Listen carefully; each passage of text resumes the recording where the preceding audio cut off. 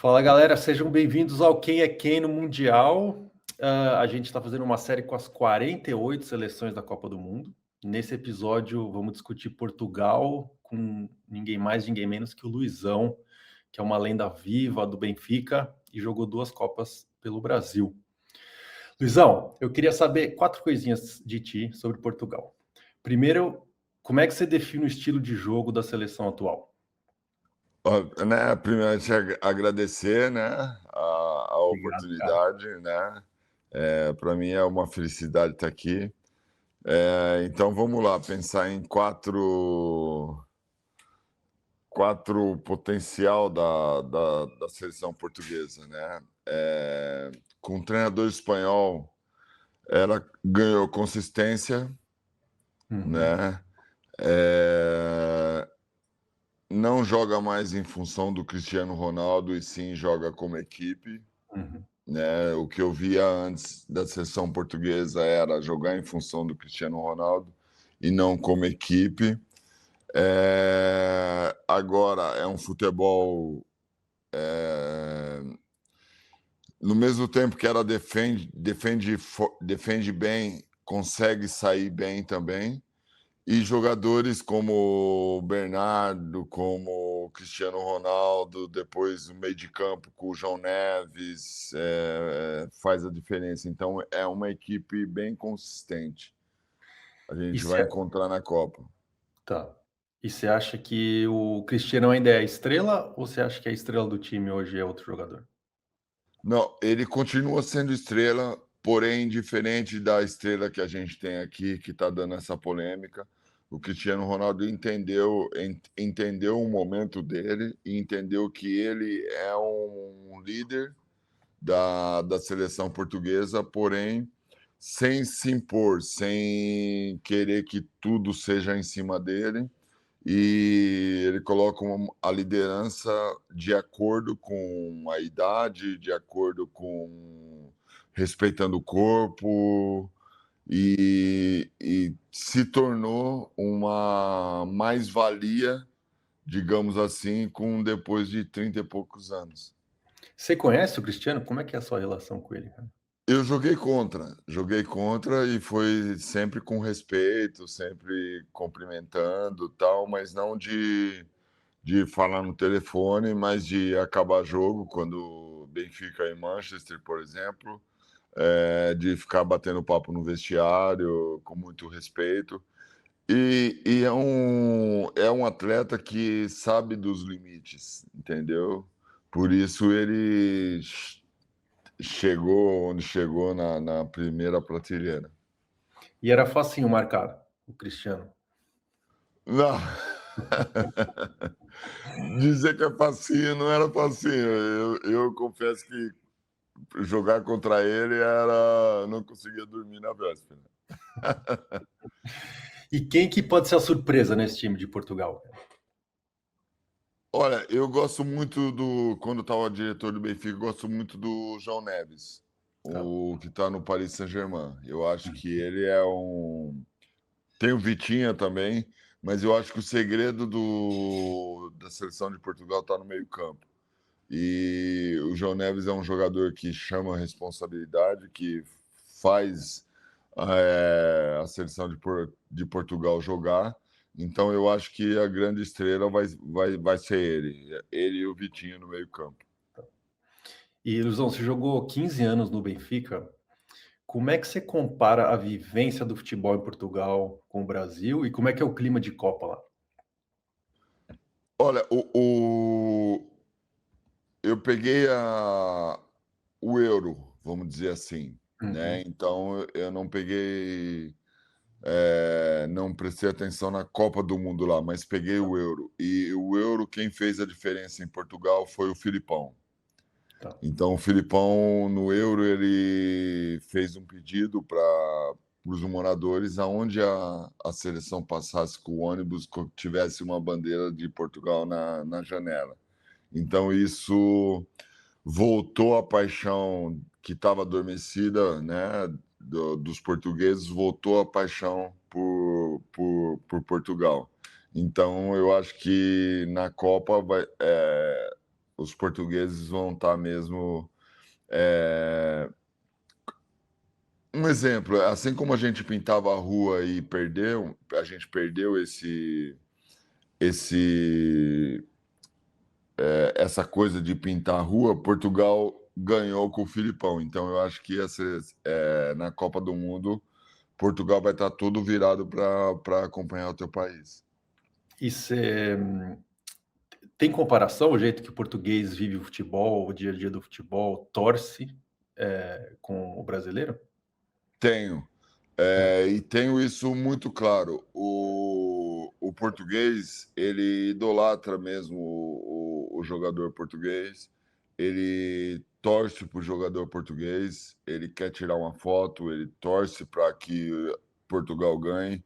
Diferente do Brasil, a gente tende a criticar os jogadores, criticar o processo, criticar a seleção, criticar, por exemplo, o que mais está na mídia, que é o ídolo, que é o Neymar. A gente tende a criticar e não apoiar. O português apoia até o último minuto. E nós brasileiros, não sei se é por cultura, a gente não torce para os nossos jogadores, não quer que eles estejam lá. Não sei se é cultural ou se é uma outra coisa. A diferença de Portugal para o Brasil, vivendo 21 anos lá e agora no Brasil, eu tenho notado isso. A gente, às vezes, critica demais, mas não elogia.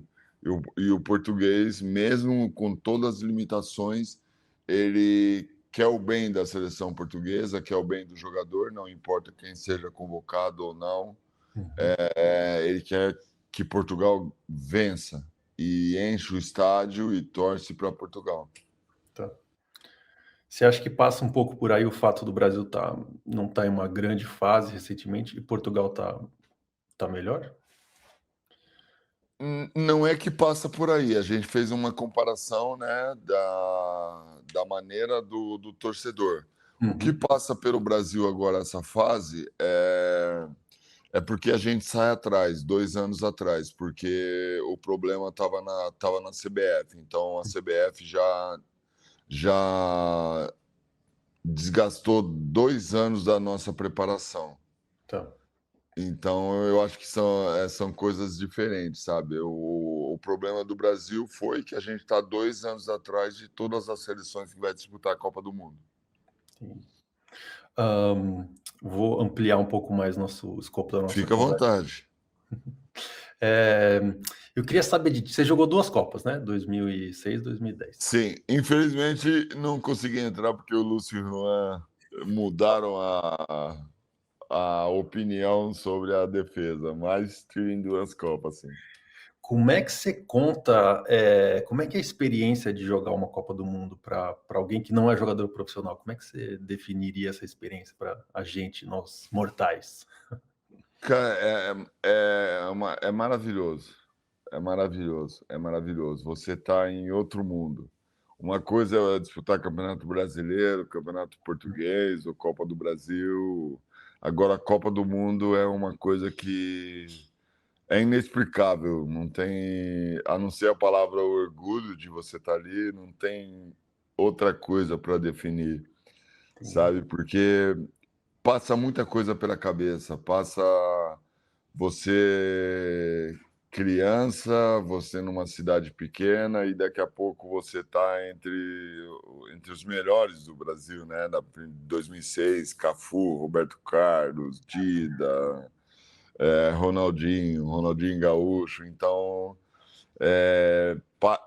passa um filme na sua cabeça. Então, você se sente orgulhoso por estar ali, por estar representando a tua pátria, por saber que tem 200 milhões de habitantes torcendo por você e te vendo. Massa. E por conta disso, você acha que o gol de 2004, muita gente não lembra que quando o Brasil foi campeão da Copa América, o gol do Adriano virou um pouco o símbolo daquela conquista, mas você meteu o gol naquele jogo, naquela final, né? Aquele gol é o seu favorito, não?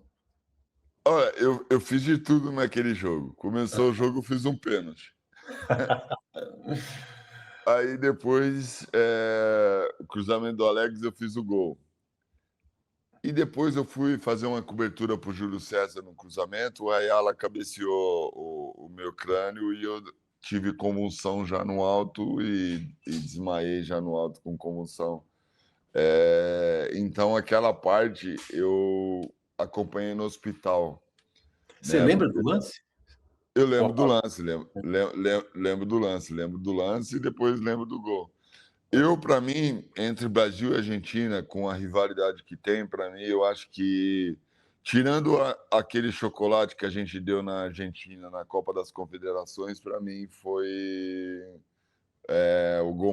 o jogo mais marcante da minha carreira. Massa. Você tem saudade dessa época?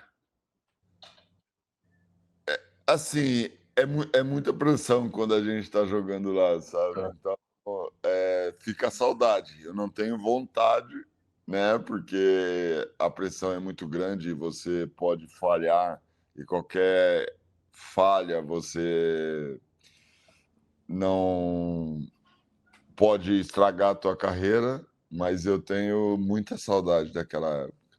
entendi.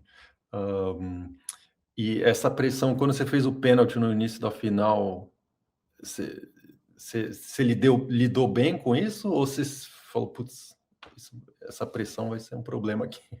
Então, eu como tinha contato com o psicólogo, eu estava preparado já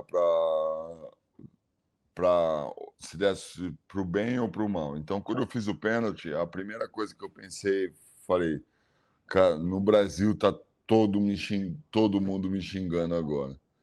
Só que daí o psicólogo me ensinou que quando acontece esse tipo de coisa, você tem que ter dois, três contatos com o atacante, por exemplo, para que o teu cérebro volte para o jogo de novo. Hum, Então eu tive esse pensamento, fiz a estratégia e voltei para o jogo de novo. e deu certo. Porque a tendência era você perder a confiança né, e cometer outro erro. Então eu usei essa estratégia. Pensei, mas a primeira coisa que eu fiz foi logo no Tevez, dois, três contatos de encostar mesmo e já voltar para o jogo de novo. Entendi. Interessante, cara. De fazer falta ou não necessariamente? Não, não, a bola pode estar longe, mas você tá ali, encostando nele, provocando, porque o teu cérebro volta para o jogo de novo e volta para a competição. Entendi. Que massa, cara. E 2 anos mais tarde, você jogou naquele time do Parreira, do Quadrado Mágico. Por que você acha que o Quadrado Mágico acabou não funcionando naquela Copa? Então, aquela Copa, o Brasil estava espetacular, né? Só que pegou uma França muito forte também, com o Zidane no auge da forma. Uhum. E acabamos tomando um gol de bola parada, onde a narrativa de quem não gosta, de quem critica o brasileiro, colocando a culpa no Roberto Carlos arrumando a meia. Mas não é essa a narrativa verdadeira. A narrativa verdadeira é que o Roberto Carlos ficava na entrada da área, né? E outro jogador marcava o Henry. E, infelizmente, o jogo estava competitivo e a gente acabou tomando um gol de bola parada. Então, não é que o quarteto não funcionou, a gente tomou um gol de bola parada Entendi. e acabou saindo fora. Essa foi a derrota mais pesada, cara, você acha? Para você? Eu acho que não. A derrota mais pesada veio em 2010, porque mudou a geração e a gente contra a Holanda poderia, só no primeiro tempo, ter colocado 3-0. Tá. Então, a de 2006 eram jogadores mais experientes, que já tinha, né, muitos ganhos em 2002. Uhum. Então, quando você ganha e perde a próxima, ela dói, a derrota dói, mas quando muda a geração e, e você tem a oportunidade mais clara de jogar contra uma Holanda,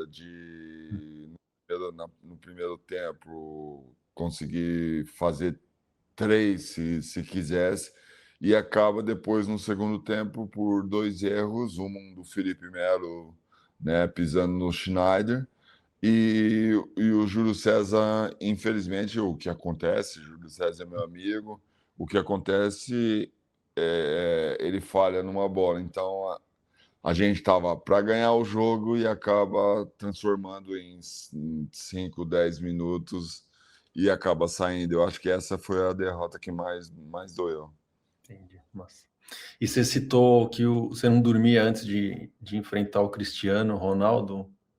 Tinha mais algum atacante que tirava o sono, cara? Ou o resto você lidava bem? Eu tenho uma história sobre a seleção, porque Hã. 100 anos da FIFA, não sei Uhum. se você lembra, Aham. o Juan e o Roque Júnior estavam machucados, o Juan e o Roque Júnior machucado, e eu e o Cris no banco. E eu estava à noite, o Parreira bateu na porta, tal, falou assim: "Olha, você vai jogar, tá preparado?" Aí não tinha como falar não, né, eu falei: "Tô".